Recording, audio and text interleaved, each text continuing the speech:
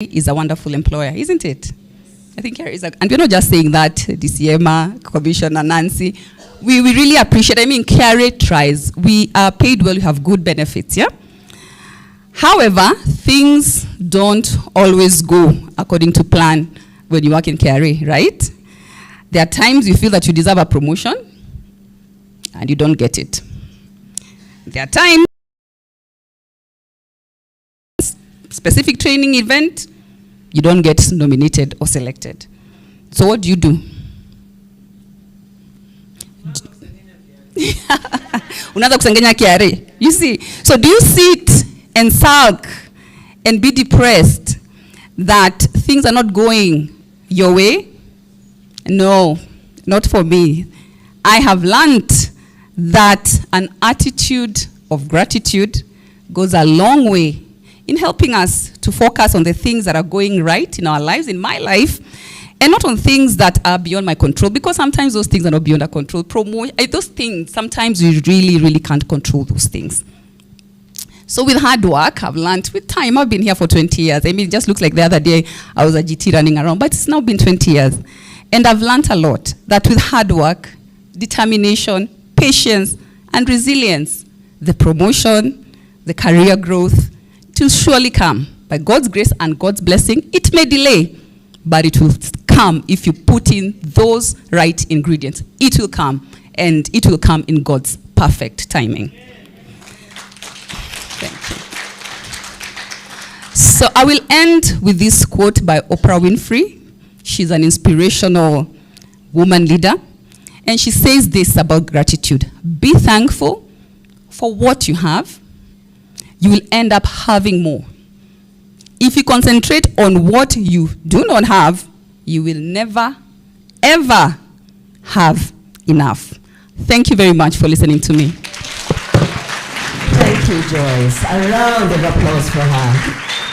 Thank you very much, Joyce. A reminder to all of us, and especially those ones following us online, we are live on KRA TV.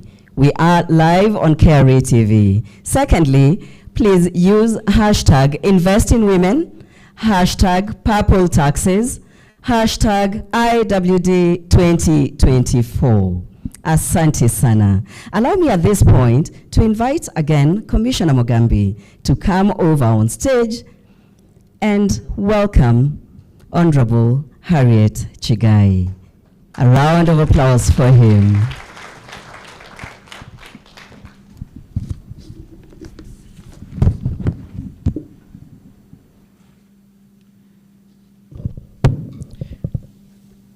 Honorable Harriet Chigai, you're the Presidential Advisor on Women Issues and Women Rights. It means that you meet the President very often. I think you've seen what kind of women we have here. Where are the women lawyers, by the way? Unaona ni wengi. Joyce hajainua mkono.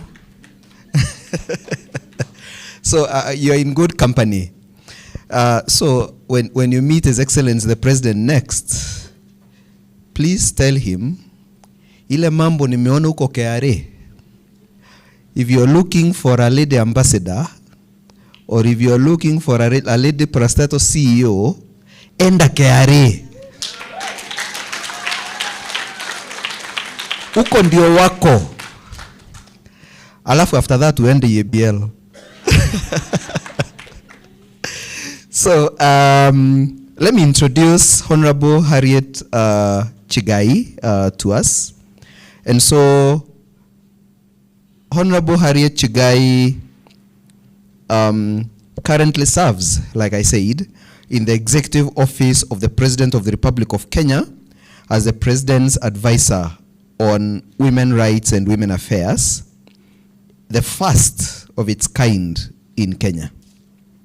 Her office focuses on the rights of women and girls in all areas affecting their lives and advises His Excellency the President on matters that pertain to women's rights and empowerment. Her office further supports the coordination of the President's special projects and adoption of the women's agenda across all sectors in the country, as outlined in the bottom-up economic transformation agenda, BETTER, and as far as it pertains to the Women's Charter. Prior to this, Honorable Chigai served as an accomplished advocate of the High Court of Kenya. She's an iconic figure with a wide leadership and professional experience, especially in legal circles. She has served in various institutions and government boards in Kenya and in East Africa. She has over 10 years experience in legal affairs in various organizations, including the private sector, and she has served for a long time in various senior management positions. Honorable Chigai is extremely passionate about empowerment of women and girls, especially in leadership, governance, and she's also very passionate about youth mentorship and development. Honorable Chigai was nominated by PAW Africa as the 2015 Phenomenal Africa Woman of the Year, based on her contribution to mentorship programs and transformative leadership and governance. Honorable Chigai has been recognized as a gender data champion in the Kenyan government by Data2X, an arm of the UN Foundation. I bring to us Wakili Honorable Harriet Chigai. Karibu.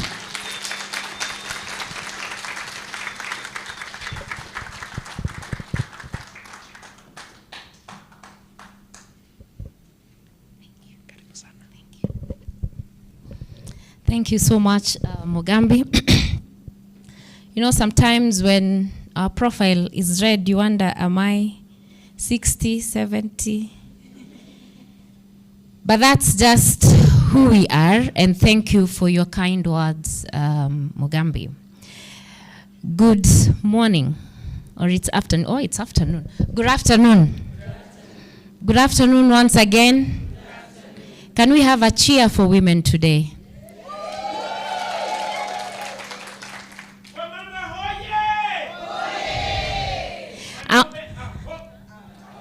I still want to feel the spirit of happiness in women in this room. I'm still not getting it.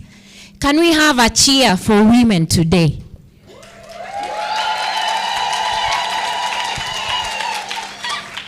That's much better. The truth of the matter, you didn't clap enough when I was walking, and you know, when you clap, you encourage us. So that cheer has just motivated me to stand here and speak to all of you.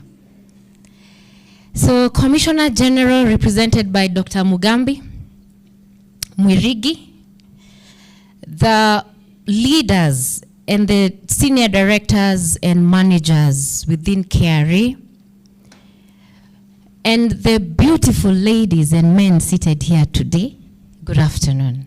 Good afternoon.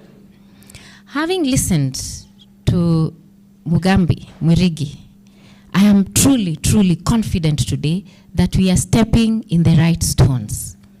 So I want to ask all the men seated here today to stand. All the men.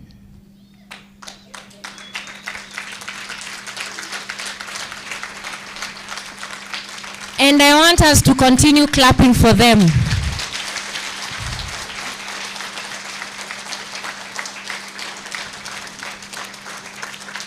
Thank you very much. Thank you. You can have your seats.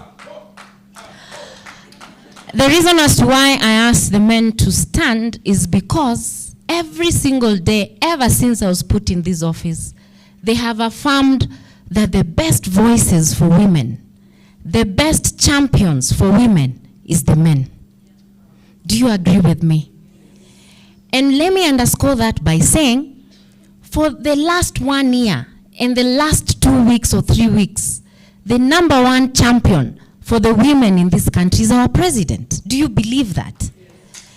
I have never seen such a conviction and affirmation from a leader from what I have seen for the last 3 weeks. He didn't say it once, he didn't say it twice, he has repeated it over and over, then the rest of the work is upon all of us. So I'm sure everybody sits and says those are political statements. But I can tell you they are not. By the time the president takes his time to jot down a memo or a letter to parliament to tell them we want you to realize this, right? He took a big risk with the women, isn't it? The space of women in this country is very small, it's very emotive, and it takes a lot of energy. I am glad it's been repeated. Let us realize the 2/3. I am happy that KRA is making good progress. 2/3, the constitutional conditions are not just for political realization. Let us borrow the principles and use this opportunity that we have as leaders, not as women, as leaders, to make this policy a reality. I know some are sitting and say, well, we didn't vote for this government. But guess what? It's the government that is there. You have to deal with it. You have to align. We must align. We must plug in. That is the only way we will benefit. Trust you me. So having said that, and that it's Murigi who has prompted me to say that, and Ambassador Monica Juma, it's the truth. The pronouncements have been made. Who's supposed to implement?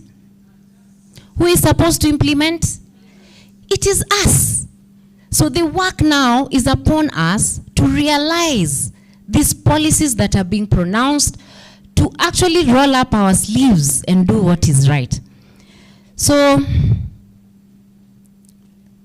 that was an antidote.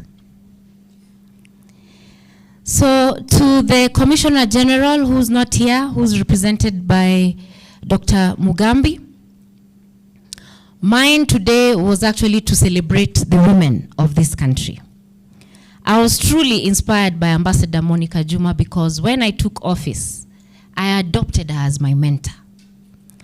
In fact, when I saw her here today, I was so happy because I was saying the spirit of leadership was calling us together today, because I am from Kengen and I had to rush here, to leave the ladies there, to rush here. And Ula, I find my good friend, mentor, Ambassador Monica. For the women seated here, I can assure you, always find that person who walks the journey with you. In most cases, it doesn't matter the age. Everybody tells me you're too young. I keep saying I have the experience of a 75-year-old, and that's the truth. I started early. For those who are wondering, how old are you? I started very early. By 28, I was already in LSK leadership. I started the Young Lawyers Committee there. I actually started the Young Lawyers Revolution. The president of LSK currently was my mentee. And today I am so proud standing as a woman, that it doesn't take a day, it doesn't take a month, it takes time to mold good leaders, it takes time to mold good people. And I must underscore by saying, I'm a mother of 2 boys, Basil and Timon. And I can assure you they are very proud of their mother. I have walked to their school, and I remember one day my son says, my mom is a cool man. So you have to be the rubber stamp in your children's life. Girl or boy, we are here for all our children.